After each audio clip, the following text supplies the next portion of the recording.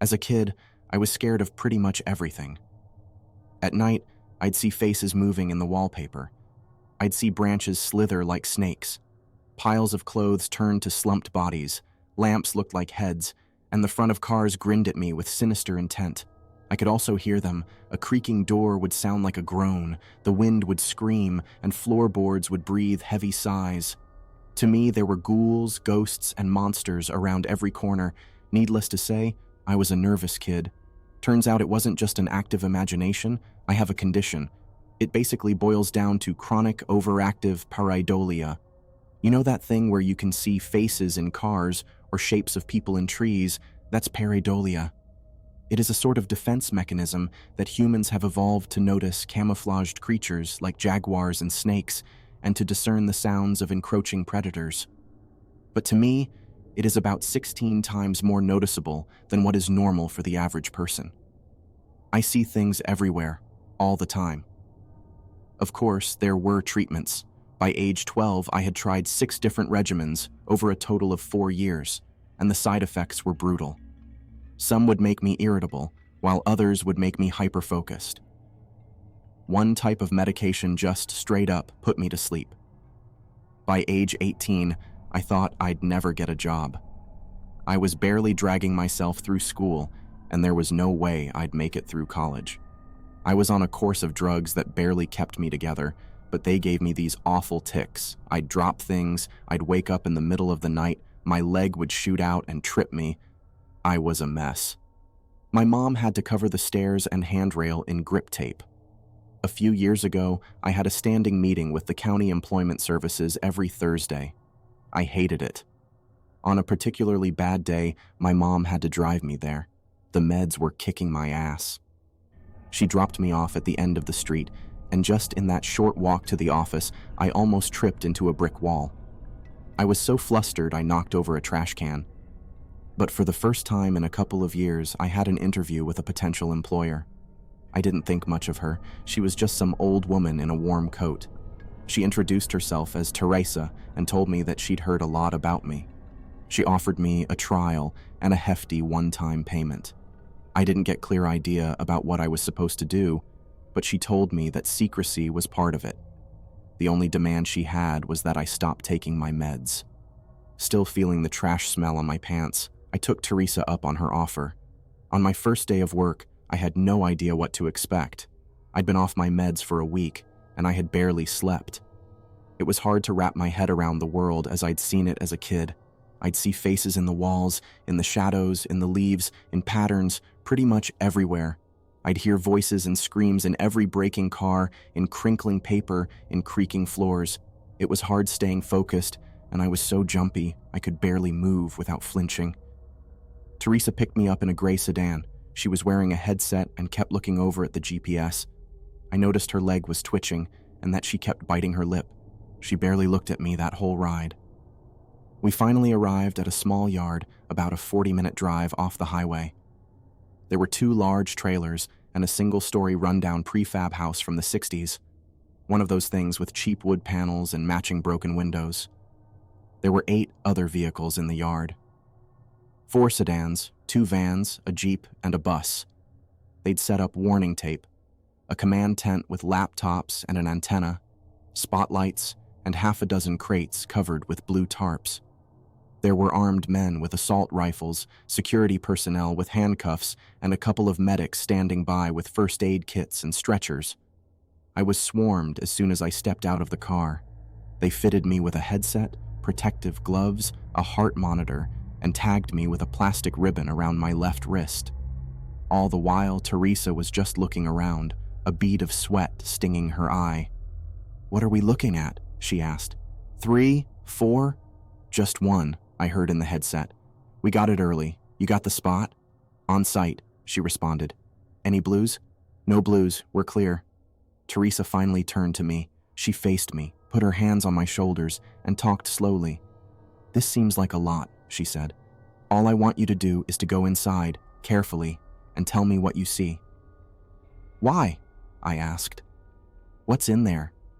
"I don't know," she sighed. "None of us knows, but we think you can see it." "Is it dangerous?" She shook her head. We don't know. We're trying to get to know them. There was a flurry of instructions. I had to sign a waiver. They took pictures of me from 6 different angles and took several blood samples. They took a swab from my tongue, checked my eyes, and fitted me with a pair of safety goggles. Teresa took them from me just seconds later. "Nothing around the eyes," she said. "You need to see clearly." They asked me to approach the door while they were running some kind of diagnostic. Weapon checks, system checks, ready checks. It felt like we were launching a rocket. I could feel my legs shaking. "I'm with you all the way," Teresa said over the headset. "You can leave at any time. Just tell me what you see. And I really mean what you see." A countdown began. At 0, the spotlights turned on, and the entire yard turned into a soundless ghost town. Everyone held their breaths. It was my turn. I stepped inside. A simple 1-story house, 3 rooms, a bathroom, a kitchen. Someone had clearly lived there until recently. There were still clothes flung over a chair in the living room. The power was off, but the pale spotlights coming in through the windows made it feel like I was walking through a hospital waiting room. My heart was pounding out of my chest. I didn't know what to expect, but this payday could be the boost I needed to get my own place. A paycheck with 4 zeros for a single day of work. But standing there, looking into the sterile living room, I was having doubts. "What do you see?" asked Teresa. "Notice anything?" "No, just furniture. A couch, an old TV, a fancy carpet, nothing out of the ordinary." I just walked around saying out loud what I was seeing. As the minutes passed, Teresa was getting impatient. "These are just things," she said. "I need you to tell me what you really see." I entered the bathroom and immediately felt this awful feeling in the pit of my stomach. A noise tickled my ear. Looking in the bathroom mirror, I could see something moving behind me. In a heartbeat, I caught a glimpse of a pair of blue eyes. I turned around, screaming. Something moved!" I flung myself backwards, closing the bathroom door with the tip of my fingers. I stumbled, tearing down the shower curtains and crushing a cockroach. Laying there with my feet in the air, I tried to remember to breathe. Rarely have I ever been so scared that I had to remind myself to breathe. My fingers tingled with adrenaline. "Tell me what you saw," Teresa yelled. "What's in there?" "Blue eyes. It had blue eyes. Did you see where it went?" I didn't. To the best of my knowledge, it was still outside the door. "Look again," she continued. "Look again, then get out." She had to coax me out of the bathtub. She encouraged me, spurred me on, and reminded me that I had to leave that room one way or the other. It probably took them 15 minutes to get me out of the tub, and when they did, I could barely feel my feet. When I finally opened the bathroom door, I couldn't see anyone. The hallway was empty. I carefully stepped out, looking around. Nothing. Standing in the middle of the living room, I felt like an idiot. This was exactly what I was taking my medication for: paranoia and sudden bouts of fear. It dawned on me that maybe I was influenced by all the people outside and their preparations. I was walking in here expecting to see something. They'd worked me up, so of course I was seeing things. But then again, there was an odd painting on the wall that I hadn't paid attention to earlier. It was the strangest thing. It was a sort of thrift store painting showing 2 women walking across a bridge on a hot summer's day. It was sort of generic, but I'd been hyper-vigilant when I first stepped in. You know that feeling when you say a word over and over so many times that it starts sounding like a noise? That's the feeling that fell over my eyes. The picture started to blur and disappear, turning into swirling colors. And there, in that blur, I saw those blue eyes. There were small blue spots in the water on the sides of the bridge in the painting. That's what I'd seen. And there, I'd seen a face. Something blending into my sight, disappearing. And for a second, I knew for certain that I hadn't seen this painting when I first stepped inside. And now, it knew that I could see it. I felt it. I slowly started to back out. "There's something in the painting," I whispered. "In the living room." "You sure?" Teresa asked. Absolutely sure? Absolutely. Get out. I rounded the corner and heard the floorboards creak. I could no longer see the painting, and I could sense something move. Backing out of the front door and into the cool autumn air, I could feel hands on my shoulder. Armed men pulled me back, and paramedics started to check my eyes with flashlights. They asked me all sorts of personal questions, like my name, my mother's maiden name, and the name of the president. I was told to lay down, as I heard a team breach the house with stun guns, cattle prods, nets, and a crate. Laying there and feeling the pressure subside, I just cried and laughed. I didn't even notice Teresa sitting down next to me. I was given a cold drink and a pill, and I took it without question. "You did good," she said. "You're done. You're done." "What was that? What's in there?" "Something only a special mind can see." That was my first time working with Teresa. Over the coming years, I would be called in about once or twice a month, and the pay I got from those few days were enough to get me out of my parents' house. Teresa would check in with me weekly, and I had to submit to regular checkups, but more often than not, I was completely off the leash. I started to learn a bit more about the company I was working for and what they were doing. I started getting payments from Hatchet Biotechnica, a subsidiary of Hatchet Pharmaceuticals. My official title was contractor, a title that was repeated like a name. Teresa started going into greater details on what to look for and how to act, but that first mission was a sort of test to prove myself. I had no idea what I was actually proving, but it felt like my tendency to discern patterns and seeing dangers helped me along. I learned a bit more about their procedures. For example, they were adamant about checking for blues. This meant surveying the nearby area to look for some kind of infection, usually taking the form of miscolored flowers, most often blue, but not always. Sometimes tulips, most often sunflowers. Once they just found a bunch of teeth sticking out of the wall. Whenever they checked for blues, this is what they would look for: something overtly strange and unnatural. When something like this was found, the whole mission would be called off, and they would use controlled explosives to just take out the entire area. In more populated areas, they'd set up tents and use flamethrowers. I remember once, the week before Christmas, when 6 men with flamethrowers were called in to burn down a greenhouse. I'll never forget the way the flames reflected off their visors. To them, it all just looked like flames. But I saw something else. I saw bodies, wreathing in the flames. I heard screams in the shattered glass. And in the charred remains of melted plastic, I'd see pained faces glaring at me with hateful black eyes. Up until a few months ago, I had worked a total of 33 cases over 2.5 years.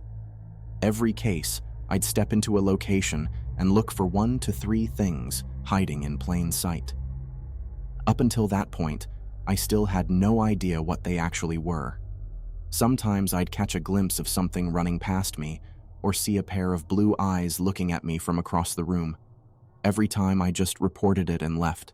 A chair, a fridge, a suspicious window. Hell, once it was a music box. This time, we were just coming up to a house. It was a rainy autumn evening, and the area was already set up when we got there. I saw a for sale sign, knocked over by one of the jeeps who'd taken a wide turn. I got suited up. Blood samples, plastic wrap, all that jazz. It was set up to be just another job. Although I was still nervous, I was getting better. "No blues?" asked Teresa. "None," said one of the armed men. "We're looking at a single tango." "You sure?" Teresa squinted. "First report said 6. Secondary reading says 1. We might have runners." "Notify the Galapagos," she sighed. "Put him on the hunt." She turned to me with a smile, tapping me on the shoulder. "In and out, you got this." "I got this," I repeated. "Yeah." Standard routine. Countdown, spotlights, game on. It felt like stepping onto a stage.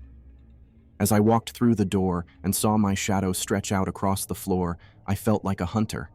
That I was the one to fear, and that whatever stayed in this house tried to hide for good reason. "The floor is crooked," I noted. "Strange place." "You sure?" "Yeah," I nodded. Definitely. I steadied myself and started checking the rooms one by one. I waited for that feeling to emerge.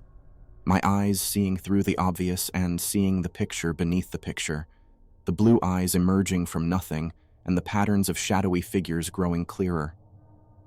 Just relaxing and expecting that feeling to wash over me was enough to put me at ease, but I could still feel a primal part of me tickling my nerves, expecting me to panic. But nothing happened. I checked the kitchen, the living room, the bedroom. There was nothing, just a strangely crooked floor, empty rooms, and the echo of my own footsteps, an empty guest bedroom with a single window. Through it, I imagined scowling faces in the trees outside. 20 minutes passed, and I got nothing. I reported to Teresa, and she assured me we were still getting readings from inside the house. Something was still in there with me, but I hadn't seen anything. I went through cycles of denial, fear, and anger, over and over. What was I missing? Finally, I just sat down in the middle of the living room floor. I scratched my eyes, sighed, and tried to relax. Teresa, I'm not feeling it. Are you sure? There was no response. Teresa? Yeah, she responded, absent-mindedly. Yeah, no, we're good. Hold on for a minute. We're good? I asked. What do you mean we're good? Again, no response.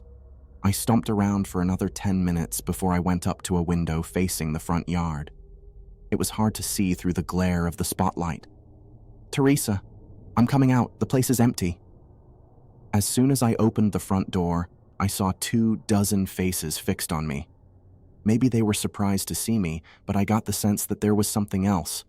I could tell something was off. They all looked at me with strange expressions, some neutral, some smiling ear to ear. One of the paramedics just stared at me with slack-jawed terror. It was as if they didn't know what to feel or how to express it. A hole sunk through my stomach. I got that hollow feeling as my eyes glazed over, like I was staring at something false, something hiding a pattern. This was the sense I'd been looking for inside, and now I was feeling it. In the far back, I saw Teresa. She stepped out from behind a jeep, smiling ear to ear. Behind the shape of her face, her eyes emerged, glowing with a cold blue. One by one, their eyes flared up in a blue glow, and there, in a moment, my paranoid sight registered human-like shapes in the grass around them. Headless, mauled bodies, imposters, lookalikes, mimics, nightmare beings, having tricked us into a trap. One by one, smiles started creeping across their faces, rows of impossibly sharp teeth hiding long tongues, their fingers growing longer, their necks elongating. They were losing their disguises and facing me, head-on, unafraid. Nothing was said out loud, not a word. But to me, it was as if the wind itself was screaming for me to run. I slammed the door behind me and ran. Faces were coming out of the walls, door handles turning into hands, grasping at my clothes, my distorted face reflecting in windows and mirrors with jawless grins. I couldn't blink. Every heartbeat, a new horror forced my eyes open. There were more doors than I remembered. There were more windows than there should be. The kitchen suddenly had a skylight, and there were 4 fridges.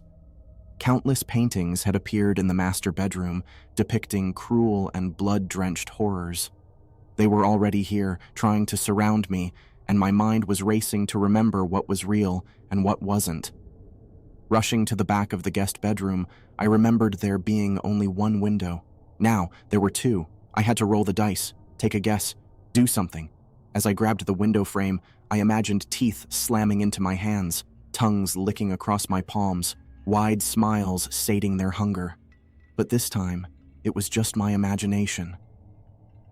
I burst through the window and took off running into the woods. Through the night, I just kept going. My chest hurt from holding the screams in. Without my medication, everything in the dark looked like something reaching for me, trying to eat me, trying to grab me. Creaking branches sounded like laughter, and howling winds were screams. I must have run for hours when my foot got caught between 2 rocks. As I tumbled to the ground, twisting my ankle, I saw them descend on me.